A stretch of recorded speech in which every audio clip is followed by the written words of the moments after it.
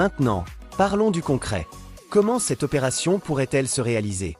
Parce que sur le papier, ça semble parfait, mais dans les faits, c'est une toute autre histoire. Selon les informations qui filtrent de la presse espagnole, notamment de médias réputés comme Sport et Mundo Deportivo, les positions des deux clubs sont pour le moment assez éloignées. Du côté du FC Barcelone, la stratégie est claire, un prêt de 6 mois avec option d'achat. Pourquoi cette formule? D'abord, parce que les finances du club ne permettent pas un gros investissement immédiat.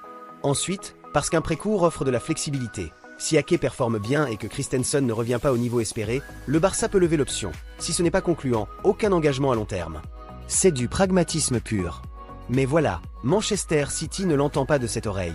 Les Citizens, qui ont déboursé une belle somme pour Ake il y a quelques années, ne sont pas vraiment dans l'esprit de faire des cadeaux. Leur position est ferme, soit un transfert sec, soit un échange de joueurs. Pas de prêt. Guardiola et sa direction ne veulent pas affaiblir l'effectif, même pour un joueur peu utilisé, sans avoir une compensation immédiate. C'est là que ça se complique. Pour un transfert sec, on parle probablement d'une somme autour de 20 à 25 millions d'euros, ce qui est totalement hors de portée du Barça actuellement.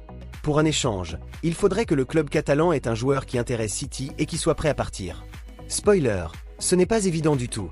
Les joueurs du Barça qui pourraient correspondre au profil recherché par Guardiola sont soit intouchables, soit pas vraiment dans le viseur des Anglais.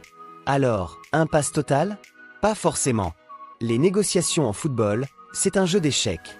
Ce qui semble impossible un jour peut se débloquer le lendemain si les bons arguments sont avancés. Par exemple, le Barça pourrait proposer un prêt avec une obligation d'achat conditionnelle liée aux performances ou à la qualification en Ligue des Champions. City pourrait accepter si le montant global est intéressant et garanti. Tout est question de créativité et de timing.